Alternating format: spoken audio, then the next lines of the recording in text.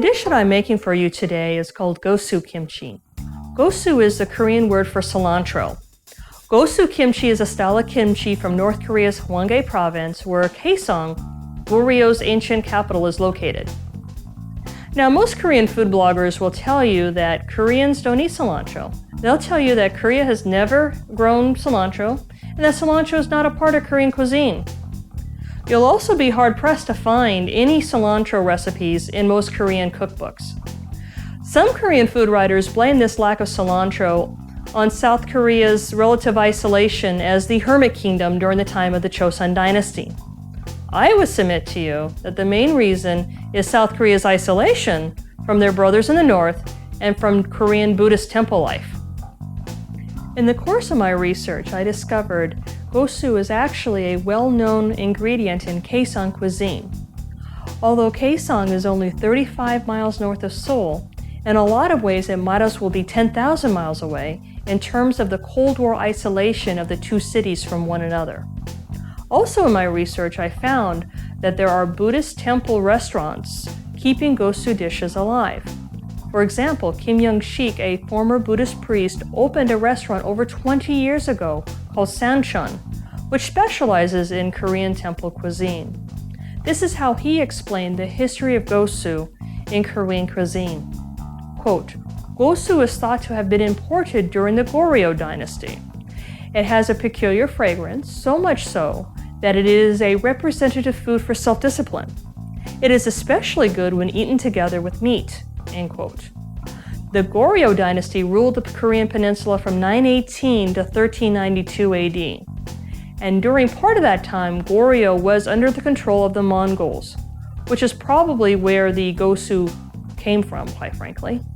But on the other hand, the beloved gochu, which is the Korean word for hot pepper, didn't come to Korea until the 1600s. So what Kim is trying to say here is that gosu's roots in Korean culture are actually much deeper and older than the ubiquitous gochu.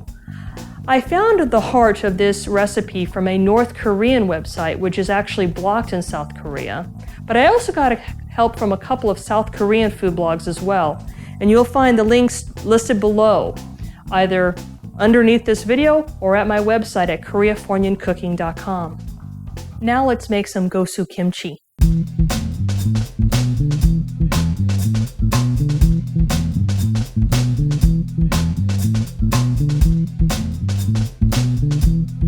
First, let's talk about the vegetables here really quick. I have 2 cups of cilantro in here. Roughly 2 cups anyway. So what I did is I just chopped them into approximately 2-inch lengths, put them in the bowl. Then I took the green onions and I sliced those as well and julienne them into 2-inch strips. Korean radish, we grated that, although I could have also sliced and julienne that and put that in the bowl. The next part, after we've assembled the vegetables, is to make the paste. Got 3.5 tablespoons of minced garlic. Just pour that into the bowl. Then I've got about 2 teaspoons or so of Celtic sea salt. I've got about 2 teaspoons or so of the ginger that we grated earlier. And then last but not least, we have the red pepper powder. And then we're just going to mix these into a paste as best we can. The last thing we're going to do is to actually assemble the kimchi.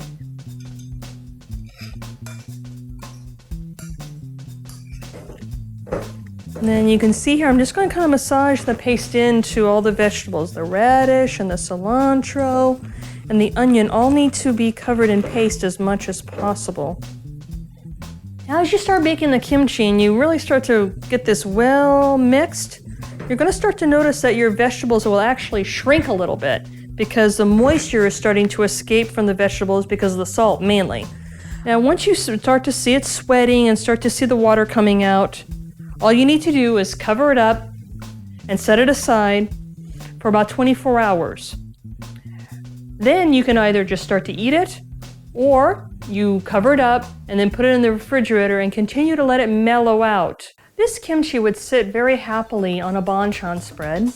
It would also make a wonderful topping for Korean taco, burrito, or pizza. I can even imagine it mixed into a bowl of bibimbap as well. Now, Koreans on both sides of the peninsula have been deprived of the full understanding of their cuisine.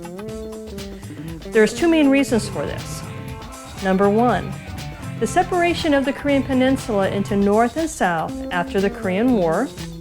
And number two, the forced isolation of Buddhist monks from Korean society for over 500 years during the Joseon dynasty's harsh persecution of them.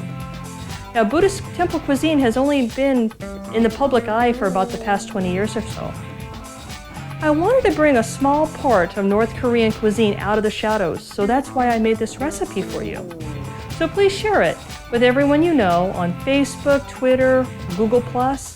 And if you have any questions about this recipe or requests for other recipes, ask them in the comments section below or send me an email to tammy@koreafornyoncooking.com. I hope you enjoy making this recipe yourself sometime, and I thank you for watching.